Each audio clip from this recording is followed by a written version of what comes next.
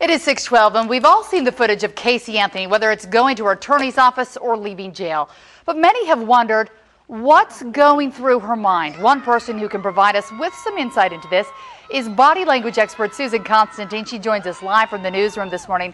Susan, good morning. Good morning. Let's start first off with Casey. As she broke down during that news conference earlier this week, I was blogging about this online and just basically said, Casey crying to see what people had to say. There's a lot of opinions out there, but no one really knows. What do you gather from just watching that small clip of tape? Okay, well, there's a lot that I've seen. First of all, is and it's the one that I'm referring to is where she's leaning down and she's wiping the tears away.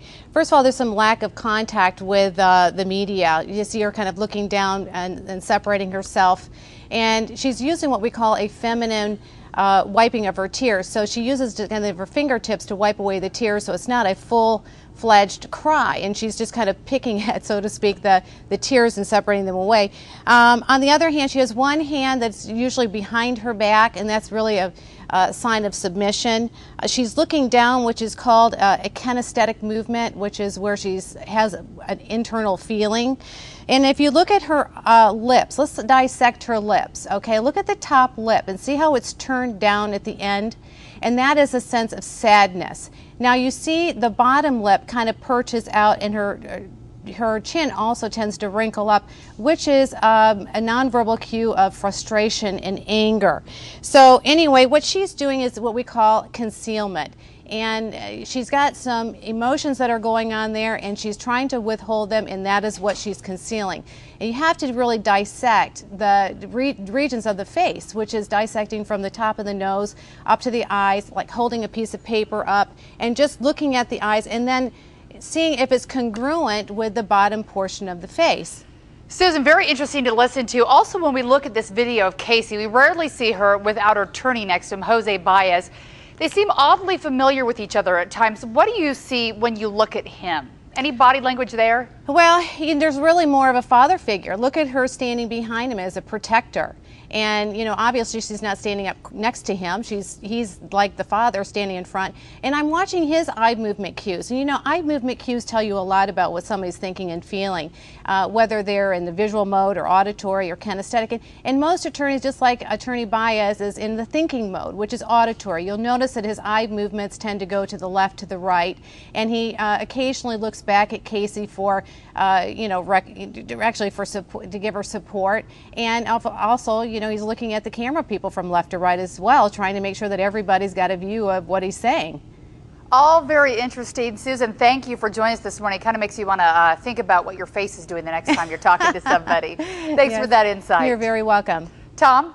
7:32.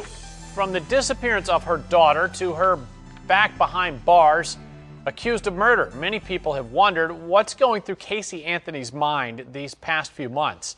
One person can provide us some insight using body language clues, and that's body language expert Susan Constantine. Good morning again, Susan. Hi, Tom. So let's take a look at our first piece of videotape and walk us through what you're seeing here.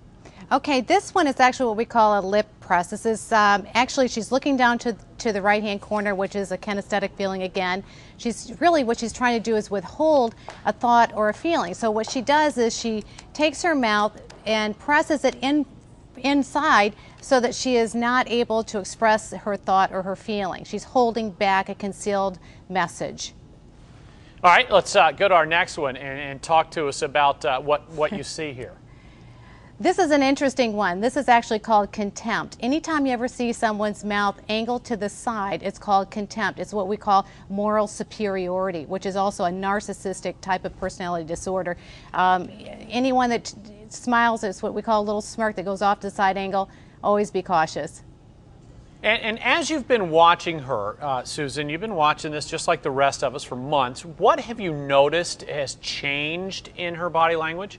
Well, at the very beginning, when we saw her picture, she had no expression whatsoever. So she was detached or separated or distanced herself from it. Now what's happening, I think, is that really things are becoming more real to her. And she's starting to see things surface, and she's not able to conceal those emotions as well. So she's starting to show a little bit more emotion. Of course, she is trying to hold them back, and that's why you're seeing some of these micro and subtle facial expressions appearing. Any way to tell if these are genuine emotions from that body language?